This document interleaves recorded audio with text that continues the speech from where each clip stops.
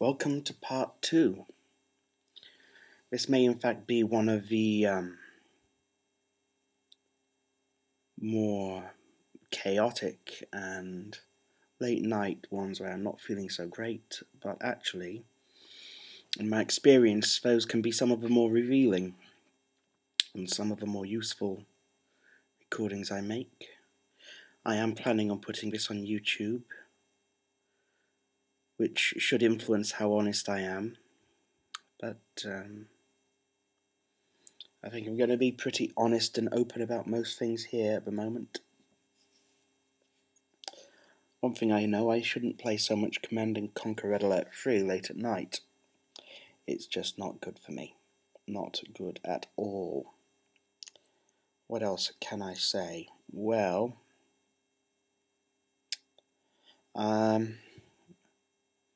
maybe I'm worrying needlessly about my hard disk, but I've heard of people whose PowerBooks hard disks have failed. I'm pretty sure the Seagate hard disk my laptop came with was a known problem, which is a crying shame. If it had been some freak accident, I would probably have felt less angry about it. But to think that it was a mix of badly coded firmware and a not so great hard drive model is really, well, it just makes you mad at the kind of people who produce this stuff, not thinking. People put information on hard drives that is not disposable, that's precious, and yet the companies that are making them at the moment are treating them like disposable entities. They don't see the lifetime of a computer as more than 6 to 12 months, I don't believe. You know, I think that a year's warranty on these hard drives, they probably lose money on them, some of them.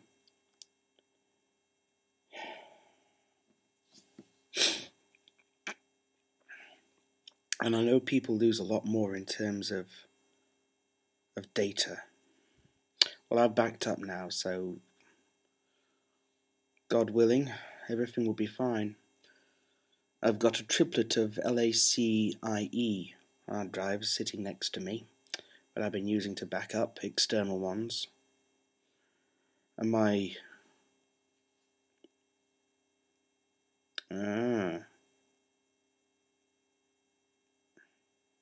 so weird. Trying to figure out which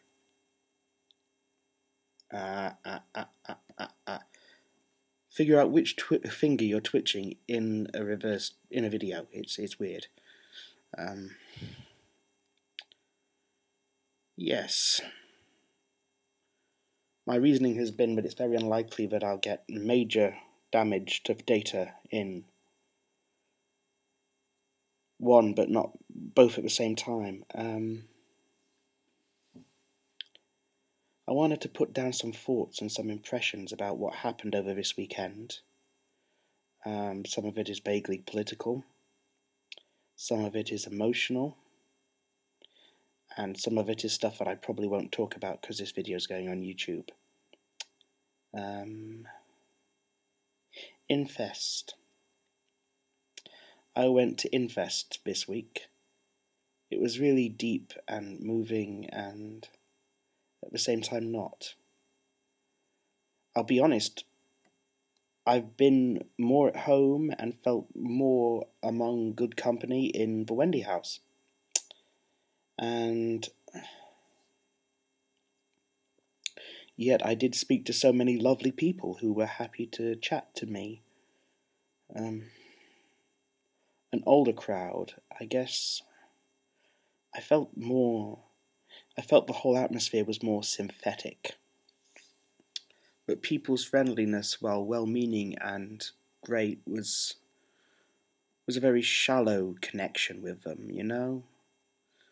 I've actually I've actually gone into corners with people in the Wendy house and had interesting conversations.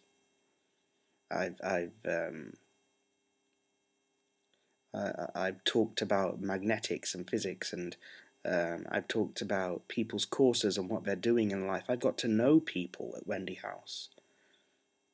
You know, of the people I met at Infest, I think I can barely remember their names, and I'm very bad with names, so that's not a surprise.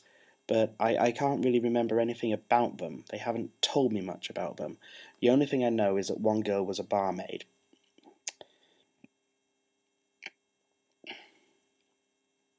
You know, it's that kind of friendliness, but it's very impersonal friendliness, you know?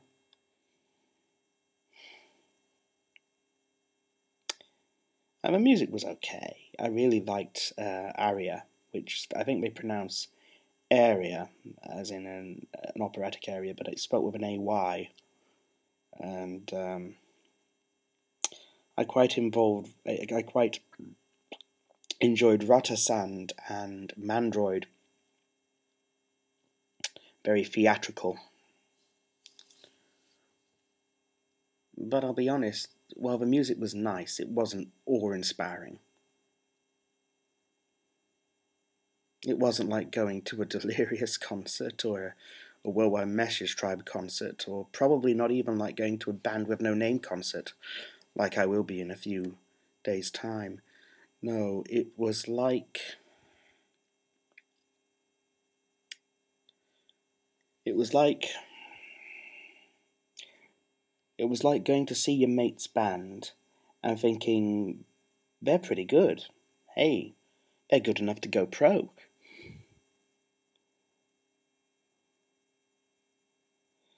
And some of the acts were just silly.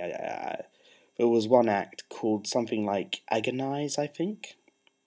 And he basically had some kind of hydraulic system connected up to his costume, where at one point someone discreetly put a pipe into his trouser leg, and he gets this big knife and he starts gesturing with it, and then he takes it and he draws it across his neck, and they set the pipe off and this fake blood comes spurting out.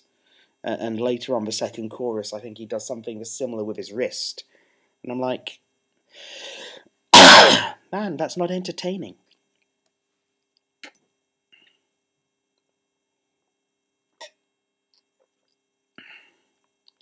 As I said before, I kind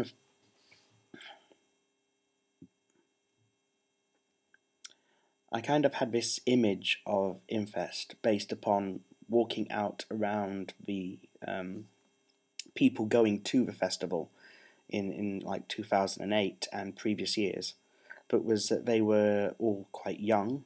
I was expecting people in their early 20s and late teens primarily, and actually, I think most of the people there were probably 18 in the year 1990, when the rave scene was kind of getting started.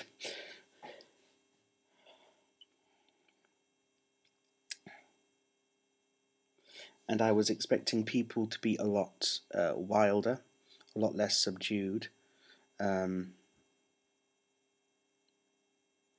You know, only a fraction of the people there actually wanted to stay on the dance floor when the bands weren't playing. They were mostly there to see their bands and bog off home. Only a fraction really wanted to dance. I remember on the last night